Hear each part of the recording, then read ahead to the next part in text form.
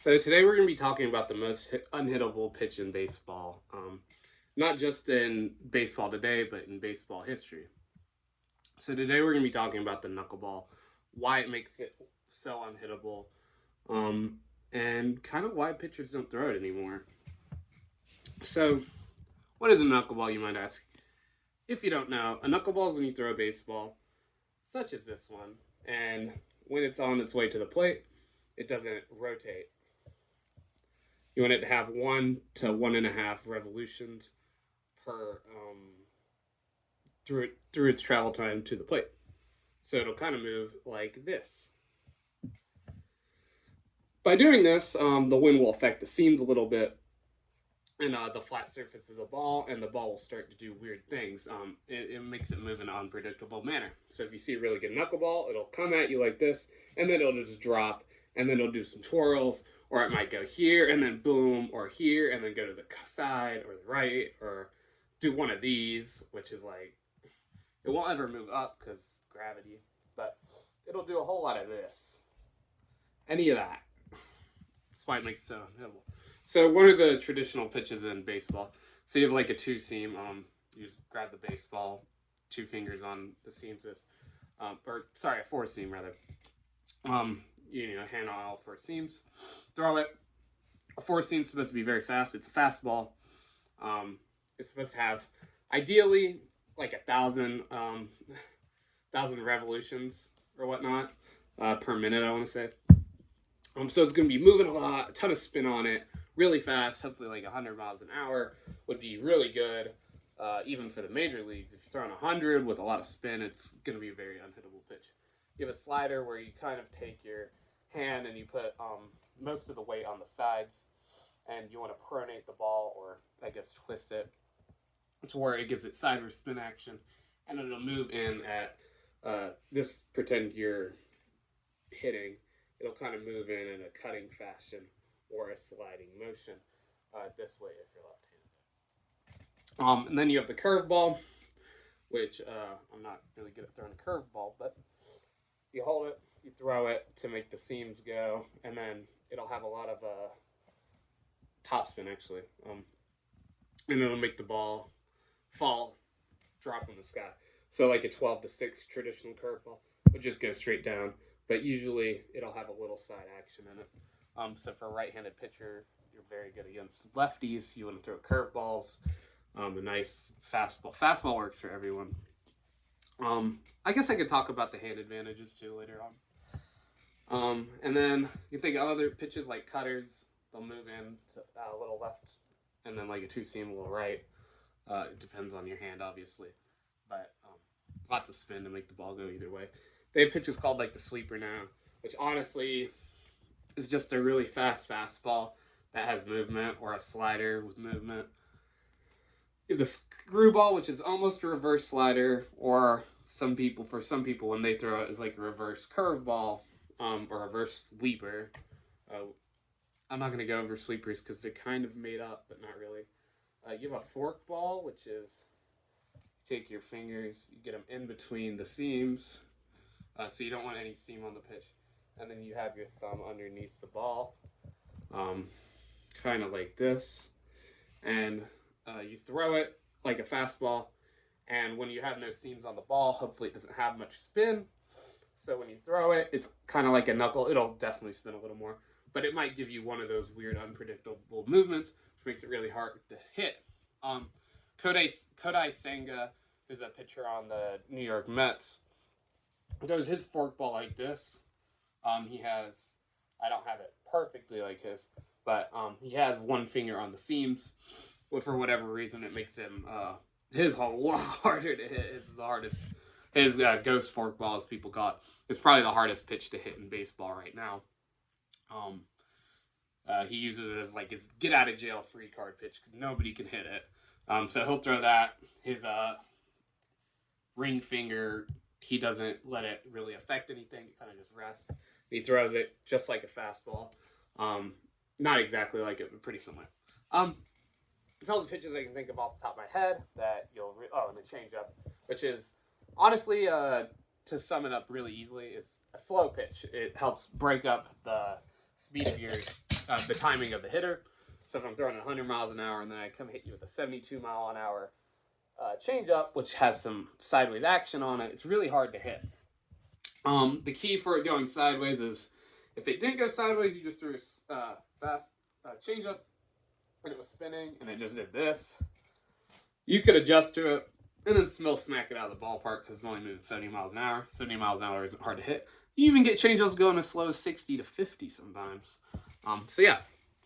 What makes a knuckleball so unhittable? The no spin makes it unpredictable. And unpredictability is hard for both the pitcher and catcher and the hitter. So if I threw you a ball and you didn't know where it was going at any point in time, because it doesn't just fall and do all the twirls at any point in time. It could do it really early on, or it could do it right when you swing the bat. So this pin will be my bat. I swing, I'm about to hit it, and then it does that for literally no reason. You can't predict it. Or you're like, all right, I'm going to come here, get up on it, and then it just falls to the sky. And now you're swinging at that. That's why it's the most unhittable pitch in baseball. So how do you throw a knuckleball? I don't know how to throw a knuckleball entirely. I know how it's done, but I can't do it well because the knuckleball is really hard to pitch. We'll go over that in a second. So you want to take your two fingers and you don't want them on the seams. Here, I'll show you this set of ball. So kind of like right by the seams. Some people use the seams, but all the good knuckleballers I've heard of don't really use any seam action. And then your index or your ring finger, if you're right-handed, your right ring finger, kind of just rest on it and your thumb's just kind of there. And then when you throw it, but you want to lock your wrist so your wrist doesn't give it any of the twirl action. And hopefully it comes out like that and it stays exactly like that and the wind makes it do one of these. So, why is the knuckleball not pitched anymore if no one can hit it? Well, like I said, it's really hard to pitch. Most pitchers learn to use the knuckleball really late into their career to help extend their career, either due to having a UCL tear or a Tommy John surgery, or because they're not as unhittable as they once were, and they can't really throw as hard anymore in their late 30s to early 40s, because you can pitch for a really long time in baseball, if you didn't know. One other reason is the knuckleballs are really bad pitch when there's runners on bases. Why is that? Well, just like the batter doesn't know where the baseball is going, neither does the catcher. Catching a knuckleball is actually a really hard skill. Most of the time you want to be really good at body blocking because it's probably going to hit the dirt, and you just have to pray even that it hits your chest and it's in front of you so the runner doesn't go to second or third or even go home. So if it's so unhittable, why do runners ever get on base? Well, it's baseball. There's some luck into it. I could swing, not know where the ball's going, and it could even curve right into the bat. Usually it won't, because if I'm aiming here and I'm like, okay, the ball's going here, because we're all professionals in the MLB. I'm not in the MLB, obviously, but so I'm swinging, it's coming here. It would move out of the way, but if I'm swinging, I'm going to miss anyways. It might drop right into the bat. Tons of things that could happen. Because if you ask a lot of the MLB players who used to go against like Phil Niekro, which was a really good knuckleball pitcher, they would say you kind of just swung and hope you hit it. One more reason why the knuckleball is not used today is the knuckleball is unpredictable. When you mess up a knuckleball throw, which does happen, the knuckleball is usually crushed. So instead of doing this to the plate, like this, like maybe a little bit of that, and then with all the little side action, whatever the knuckleball, because the knuckleball does what the knuckleball does. You can't control it. You just throw the knuckleball for a strike and hope you don't put any rotations on. But when you mess up a knuckleball, it starts to do this. And what is that? Well, the knuckleball isn't thrown very hard. If you're really lucky, you can throw a knuckleball 80 miles an hour. But this ends up being a 70 to 80 mile an hour meatball that just does this. And it's a really straight pitch. It curves a little just because of gravity, because you threw it so slow. And it's usually a home run. When you see a knuckleball thrown incorrectly, for example, Barry Bonds' 73rd home run was off of a knuckleball that does not break. So people will be like, why did he throw it so slow? Well, I think he threw it like 60-something miles an hour on radar, because on the speed gun because the ball did not break. So he ended up getting one of these. And one of those is really easy for a pitcher like Barry Bonds to hit, especially. Like even I could hit a home run off of a bad knuckleball throw. Advantages to the knuckleball. We'll go over some advantages of the knuckleball. So when you're throwing a knuckleball, when you throw it, it doesn't put really any strain on your elbow. So you can easily throw a complete game. So 100 plus pitches. And it doesn't really hurt your arm because you're only throwing it like 80 miles an hour at most. At most. Most people throw it 60 to 70. MLB players probably throw it in the 70s. So yeah. So when it's doing one of these, it doesn't really hurt your elbow. So you can throw a lot of innings. And yeah. Another con to the knuckleball I guess I should go over because I didn't talk about it was sometimes it's just not your day for the knuckle. You usually end up knowing very early on. So I'm throwing it. I lock my wrist. It has twirl. You know it's going to be a really bad start of the day if I can't get the knuckleball together. Because if you're not throwing it well, you're going to have a really tough time. So pitchers in the past, when they threw the knuckleball's what you throw about 90% of the time. You might mix them up with a fastball every once in a while, maybe a changeup or curveball or slider, but you're going to throw the knuckleball most of the time. Everybody knows it's coming, but since it does one of these, one of those, one of that, nobody knows where it's going. They don't know if it's going to be a strike, they don't know if it's going to be a ball. You kind of just swing at it. But when combining that with it not breaking and that it's your only pitch, if your pitch isn't working that day, you're useless as a starter. So that's what a lot of big reason why the knuckleball's not used today, along with the runners on base being a really bad pitch because it's going to get past the catcher, especially if the catcher's not used to throwing knuckleball because it's a really rare pitch and people aren't taught it. Fun fact, there's been some major league, not MLB players, but in the pros girls that have thrown the knuckleball because the pitch is so hard to hit that it doesn't really matter that it's slower because a girl's throwing it. It's just really unhittable. So if you're a woman and you want to go D1 in a college sport in the men's division, you can always play baseball and try to really master the knuckleball, and you have a chance. It's going to be really tough and difficult, but if your knuckleball is good, you're fine. So I guess I'm going to go over hitting advantages based off of handedness. So baseball, the hand you use in your baseball is really important. So I'm a righty. I'm a little bit ambidextrous, actually. I write with my left hand. I can also write with my right hand. I cook with my left and right hand. I do multiple other things with both hands. However, in baseball, I only really play with my right hand. I guess I should have been a switch hitter, but I never was. So when I'm facing a righty, it's deemed to be harder to hit. Because if you look at the arm angle, so when I'm throwing a pitch, I throw the pitch, it's coming. When I'm facing you, it'll be coming out of this hand. And you're on this side of the batter, sorry. You're at this side of the batter box with the bat. That is a little bit harder to see than this. If I see this, it's coming in, you're like, boom. It's kind of one of those see it and you'll believe it things. Step in the box, let a lefty pitch to you, and you're like, oh, this is actually easier to hit. For righties, I've noticed it doesn't really matter as much as lefties. But as most people say, most switch hitters are right-handed. Why is that? Well, most people are right-handed.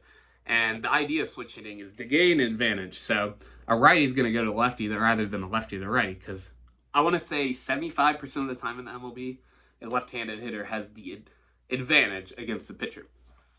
So that is why. So when a lefty is pitching a ball to a right-hander, it's easier for them to hit. Obviously, it depends on certain people. But yeah, it's easier to hit. When a righty's pitching to a righty, it's harder to hit. When a lefty's pitching to lefty, it's harder to hit. When a righty's pitching to a lefty, which most people are right-handed, most pitchers are right-handed even, a lefty has an easier time hitting. So there's also pitches that help handedness. For example, the slider. Randy Johnson, one of the best pitchers ever, if not the best pitcher ever. He's certainly like top 5. Yeah, I think at minimum. I really can't. Unless you count like a ton of dead ball era people. I might go over dead ball later in a video. Not this video. But anyways, he threw one of the meanest sliders of all time. When he threw it, he'd throw it this way, left hand. It would come in like this. So when you're batting, you're up. Oh, sorry, I have my pajamas on. But you're holding a bat. I'm not left-handed, so you're holding a bat, 2 hands, obviously. You swing, or whatnot. When it's coming in, and he's left-handed, so his slider is going to break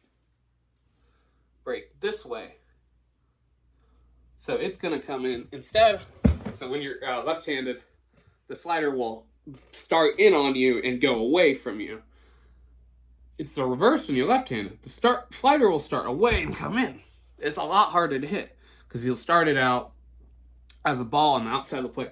It'll come in, or it'll start it in the very middle of the plate and it'll run in on you. And you don't want to get hit by a slider because getting hit by an 80 to 90 mile an hour pitch hurts really bad when it's coming from Randy Johnson. Another thing that also made Randy Johnson such a great pitcher is he was really scary. He was super tall and he threw the ball like 100 miles an hour. And he couldn't control it too well, so there's a good chance that you get hit every single time you're at the plate. He used that to his advantage. So the slider, a lefty on lefty slider, destroys the left-handed hitter. The righty on lefty slider, however, does not. Lefties have a pretty good time hitting that slider against a right-hander. The curveball for a righty is a good pitch for them. The fastball is always a good pitch. There's never a bad time to throw a fastball. Because if you're throwing 100 with a lot of spin rate, it's hard to hit.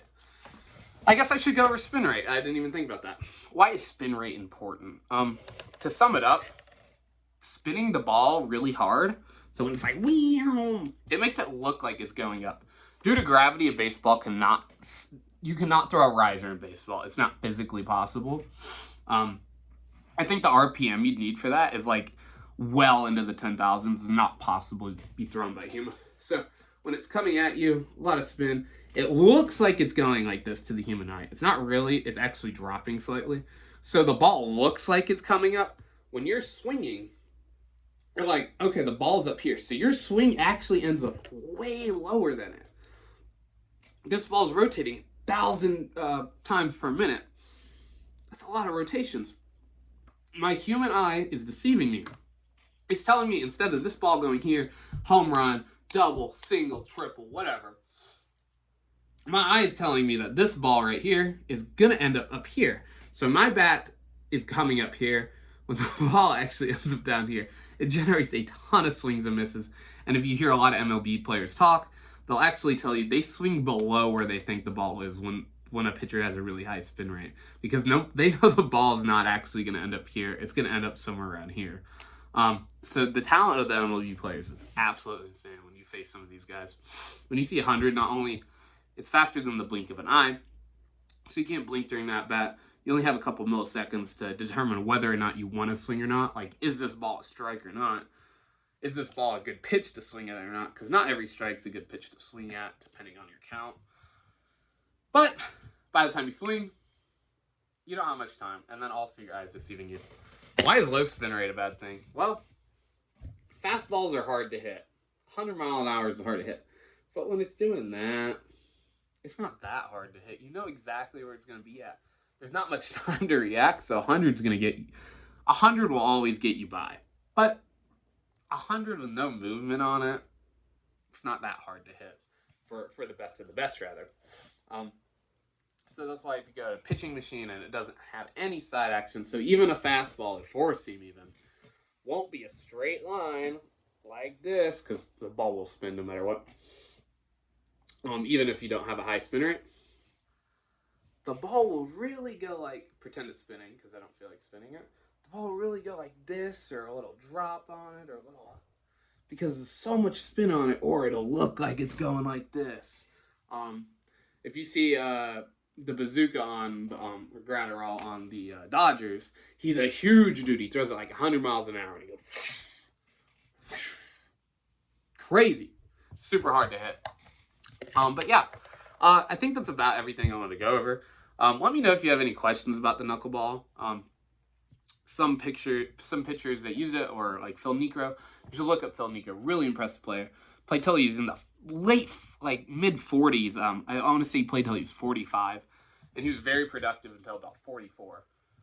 One of the best players in the one of the best pitchers in the MLB up until the very end of his career, using the knuckleball, and all he threw was basically the knuckleball. Even Mariano Rivera's cutter, he threw, I want to say, about 90% of the time, and good knuckleballer will throw that even more. So knowing what pitch is coming doesn't always mean that you're going to hit the ball, especially for the knuckleball, because you don't know where the pitch is going. So let me know if you have any questions, and also let me know if you want me to look like directly into the camera. Like, let's see, camera's right there. I can do that while I'm talking videos. I think it's a little bit harder for me to like carry on a conversation when I'm looking into the camera, but I can do it. So let me know if you want me to talk like this, or if I just look at myself in the video, and it's not a big deal to you. So see y'all.